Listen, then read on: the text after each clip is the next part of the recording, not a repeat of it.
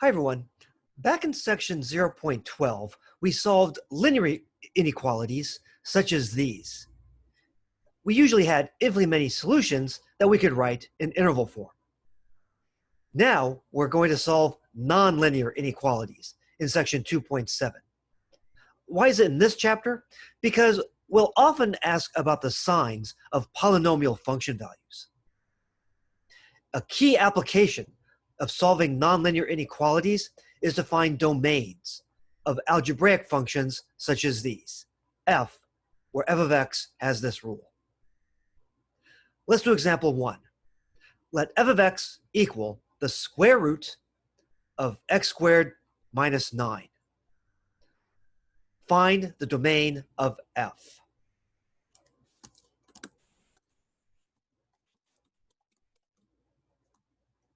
Well, when is this real? When is the output for this expression real? We get real outputs if and only if the radicand, in green here, is non-negative. The value of this is real if and only if the radicand, x squared minus 9, is non-negative, that is greater than or equal to 0. That's a polynomial inequality. It's a quadratic inequality. It's a nonlinear inequality. There are several different ways we can solve this, and you can pick your poison. You can pick whatever method you want here, but please show the appropriate work. All right, so the domain of this function is the same set. It's the same set of real numbers as the solution set to this inequality.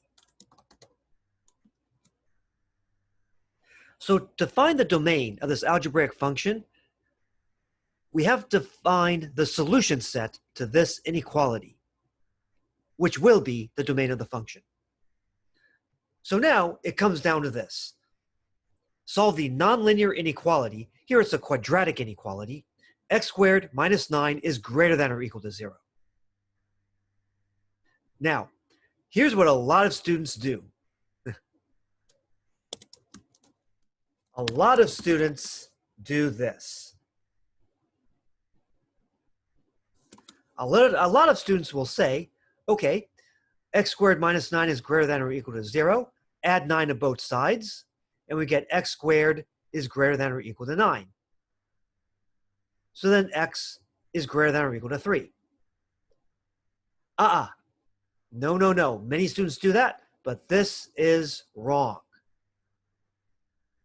Actually, it would have been okay if you had put the absolute value of x is greater than or equal to 3. Actually, that would have been okay. But since students tend not to think about absolute value, I really don't recommend trying to do it like this. So even though this looks like a good step, I don't think this is good for students. This tends to be bad for students. To isolate the square and write this, even though we often do that for equations. So we're going to focus on x squared minus 9. We want to do a sign analysis. It would really help to know what values of x will give us positive values for this, x squared minus 9, what values will give us 0 for this value, and what values will give us negative values for this, even though those will not be in the solution set. All right, method number 1. This is the oldest school method found in old algebra books, the Sidechart method. Again, we want to solve this nonlinear inequality. X squared minus 9 is greater than or equal to 0. The answer to that is basically the answer to this domain question. But it comes down to this. Now, what we're going to do in several of these methods is that we're going to factor that left-hand side.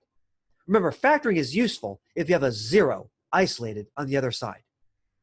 When we factor x squared minus 9, we get the factor x plus 3 times the factor x minus 3. We're factoring a difference of 2 nice squares. So now we're down to this. And here's the principle.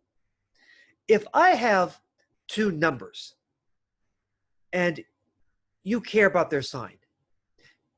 Wouldn't you agree with me that if you knew the sign of the first number, and if you knew the sign of the second number, then you would know the sign of the product? That's the idea. So in the Sidechart method, you set up a number line, a signed number line for the x plus 3 factor, a number line with signs for the x minus 3 factor, and then you consider the product. So for the x plus 3 factor, we ask, where is that equal to 0? When x is negative 3. For lesser values of x, we know that x plus 3 is negative. For example, if we plug in x equals negative 4 or negative 10 or negative 1,000,000, sometimes it's helpful to plug in ridiculous values for x. If you plug in x equals negative 1,000,000, we know that x plus 3 is negative in value. So I put a bunch of negative signs up here. On the other hand, if x is greater than negative 3, if it's negative 2 or 0 or positive 1,000,000, then the value of x plus 3 will be positive. So I put a bunch of positive signs here. I do something similar for the factor x minus 3. The key difference is that this is 0 when x equals positive 3.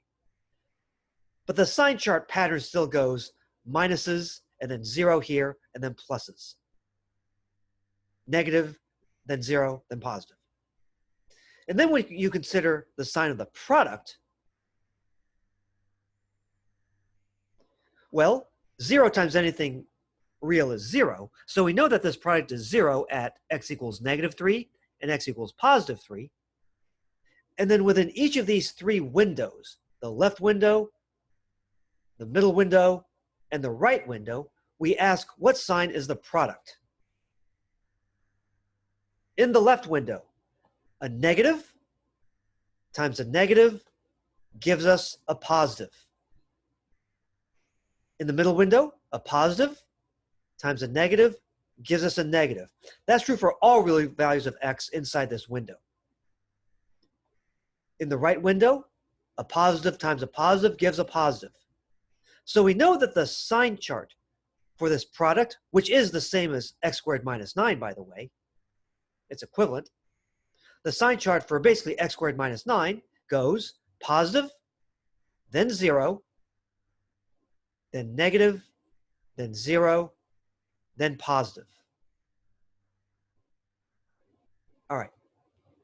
So then, which of these real values of x do we want? We want the values of x that make x squared minus 9 either what or what? Either positive or 0.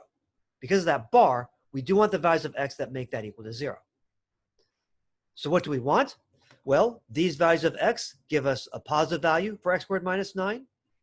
The endpoints here, the negative 3 and the positive 3, they give us zeros for x squared minus 9. So yes, we actually do want these since we do have the bar here. It's a weak inequality.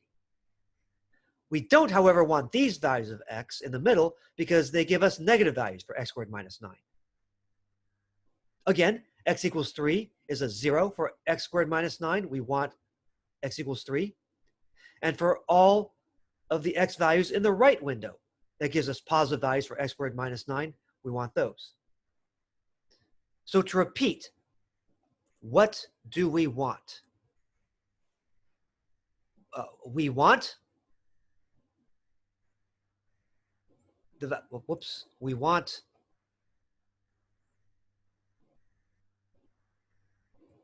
we want these values in the left window. We do want the negative 3. We don't want the values in this middle window. We want the positive 3, and we want the right window. This is the graph for this set here. So the left window corresponds to parenthesis, negative infinity, comma, negative 3, bracket, we include the negative 3. Union, remember we put union whenever we're skipping over one or more numbers on the number line.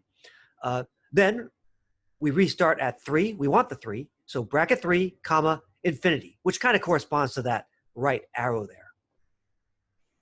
Right. So that is the solution set for this inequality, and therefore the domain for this function over here. Now, if you don't believe me, let's go to Desmos. Let's graph y equals the square root of x squared minus 9. Y equals the square root of x squared minus 9. What are the x coordinates we pick up on this graph? Well, we pick up x equals -3 and all the x coordinates to the left. We also pick up x equals 3 and all the x coordinates to the right. It's like a high-low game. So the x coordinates we pick up here are all these real values in here. That is the domain for the function, that algebraic function I gave you.